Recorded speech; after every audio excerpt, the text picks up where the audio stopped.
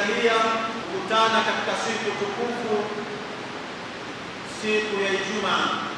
Rehema na amani zimwendee kipenzi wa umma, mtume wetu Muhammad sallallahu alaihi wasallam. Ama hutuba ya leo, mawaidha ya leo, mazungumzo ya leo, tutazungumzia mada inayohusu njia sahihi ya kutumia neema alizokupa Mwenyezi Mungu Subhanahu wa Ta'ala. Mwenyezi Mungu mtukufu ametupa neema mbalimbali, zikiwa ni neema ya afya, ikiwa ni neema ya mali, ikiwa ni neema ya watoto na vitu mbalimbali ambavyo ni neema kwa sisi. Jinsi gani sasa neema hizi unazitumia? Kwa sababu kile alichokupa Mwenyezi Mungu unatakiwa ukitumie kwa njia gani? Ama kwa mafundisho yetu tunaona neema mbalimbali ambazo Mwenyezi Mungu ametupatia, lakini neema hizi sisi kama sisi tunazitumia kwa namna gani? Ama hizi neema njia hii sahihi ambayo inatakiwa sisi tuzitumie? Kwa kuthibitisha jambo hili, Mwenyezi Mungu mtukufu anazungumza katika sura Ibrahim aya ya 28 mpaka 29. Mwenyezi Mungu anasema, alam tara, umekwishaona ewe Mtume Muhammad sallallahu alaihi wasallam, alladhina baddalu ni'mat Allah, kwa wale ambao waliofanya matumizi mabaya ya neema waliopewa na Mwenyezi Mungu Subhanahu wa Ta'ala. Hapa anaambiwa Mtume sallallahu alaihi wasallam kwamba umekushaona ewe Mtume kwa wale ambao waliofanya matumizi mabaya kwa neema mbalimbali walizopewa na Mwenyezi Mungu Subhanahu wa Ta'ala. Kufra, kwa kuvuka mipaka, kwa kuzitumia neema hizo vibaya kule kwa kumuasi Mwenyezi Mungu. Wahallu qaumahum, kwa kuyafanya hayo yakawapelekea kwenda kuangamia, kwenda kupata maharibiko kwa yale ambayo walioyafanya vibaya katika neema ambazo Mwenyezi Mungu Subhanahu wa Ta'ala amewapa. Sasa watu wa namna hiyo ambao wametumia neema hiyo vibaya, Mwenyezi Mungu Subhanahu wa Ta'ala amewaandalia adhabu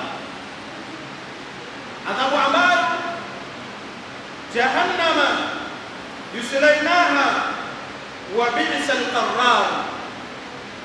Hao watu wa namna hiyo wataingizwa katika moto wa Jahannam, na hayo ndiyo mafikio yaliyokuwa mabaya. Kwa sababu gani? Wametumia neema walizopewa na Mwenyezi Mungu, wamezitumia vibaya. Umepewa mali na Mwenyezi Mungu, ukaitumia mali hiyo vibaya. Umepewa afya na Mwenyezi Mungu, ukatumia afya hiyo vibaya.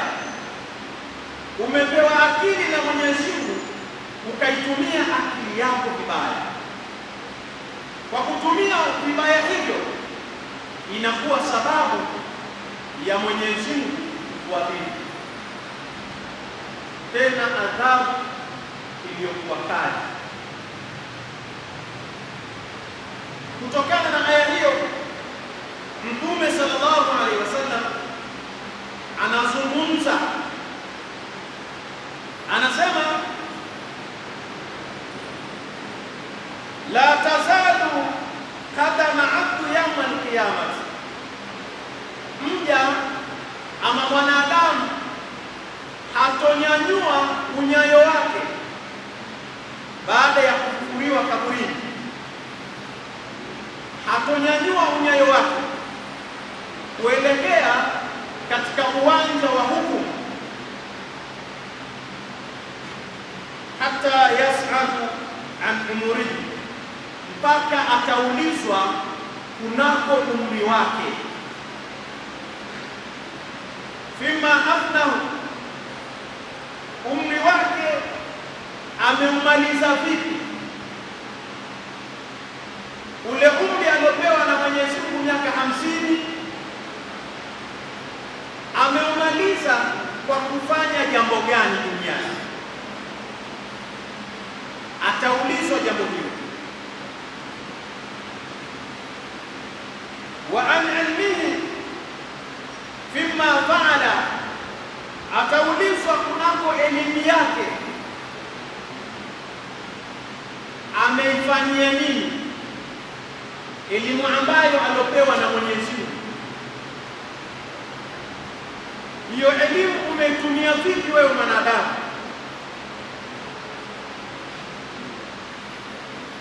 Je, umetumia elimu yako kufanya maasi mbalimbali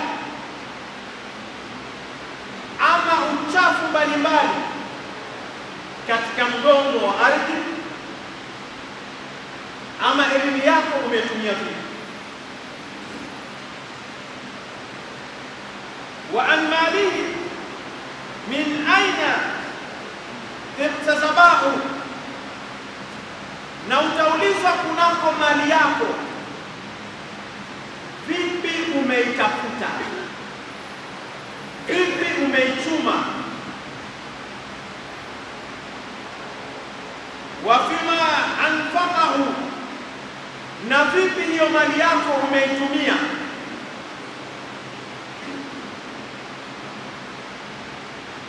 Mali aliyokupa Mwenyezi Mungu, wewe mwanadamu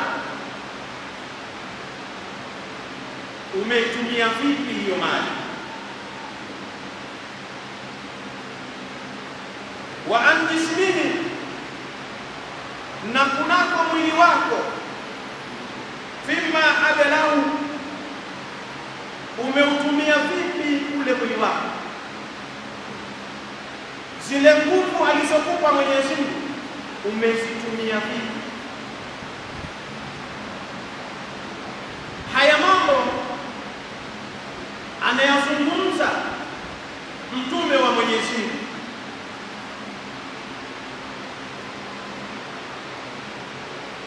Maana yake amekusanya kila neema ulizopewa na Mwenyezi Mungu, kwamba hizo neema wewe umezitumia kwa namna gani. Kwa sababu leo tunawaona wanadamu wamepewa vitu mbalimbali katika neema, lakini neema hizo wanazitumia katika uharifu, wanazitumia katika kumchukiza Mwenyezi Mungu. Mwenyezi Mungu akaja kufafanua jambo hilo kwamba unatumiaje neema hizo. Akasema Mwenyezi Mungu, ya ayyuhalladhina amanu, enyi Waislamu,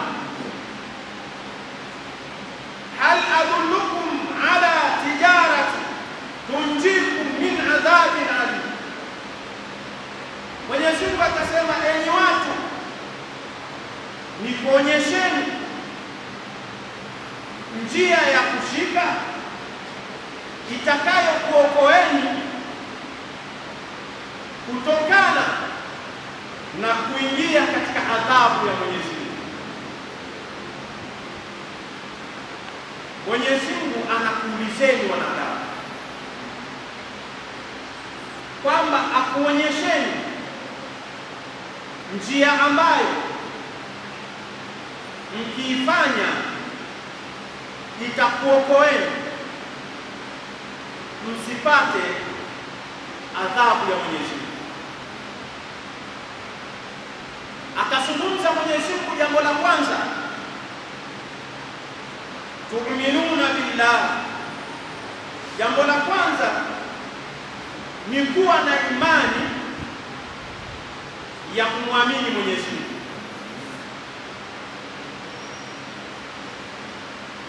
wa rasulihi, na kumwamini mtume wake,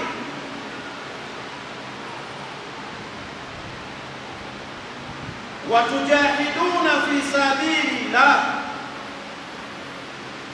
na mfanye juhudi kubwa katika kujitoa katika kusimamia dini ya Mwenyezi Mungu Subhanahu wa Ta'ala.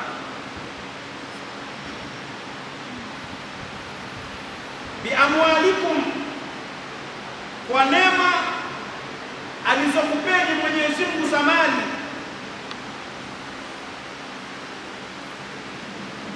wa anfusikum, na kwa afya aliyokupeni Mwenyezi Mungu, ili Mwenyezi Mungu akuondoeni katika adhabu. Mnatakiwa myafanye mambo haya, mfanye juhudi katika hili kwa kutumia mali zenu, kwa kutumia afya zenu. Kwa sababu gani? Dhalikum khairu lakum, kufanya hivyo ni bora kwenu nyinyi, in kuntum ta'lamun, ikiwa mmekwisha fahamu, fanyeni jambo hilo. Mkifanya hivyo, Mwenyezi Mungu Subhanahu wa Ta'ala yaghfir lakum dhunubakum, Mwenyezi Mungu atakusameheni madhambi yenu.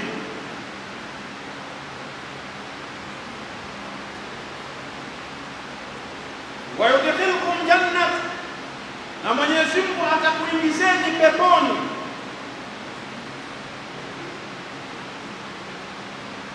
Tajri min tahti al-anhar, pepo ambayo chini yake inapita mito, ikiwa mito ya asali, mito ya maziwa, wa masakina tayyiba, na makazi yaliyokuwa mazuri.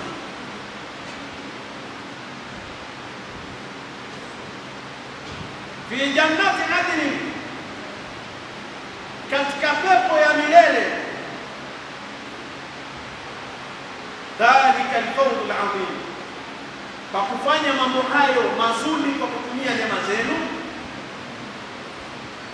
huko ndipo kufaulu kuliko kuwa kuzuri. Kwa hiyo Mwenyezi Mungu anatuhusia kuzitumia neema alizotupa vizuri. Tusitumie neema hizo vibaya, tutaadhibiwa na Mwenyezi Mungu siku ya mwisho. Kila mmoja akae na kutafakari jinsi gani anazitumia neema hii.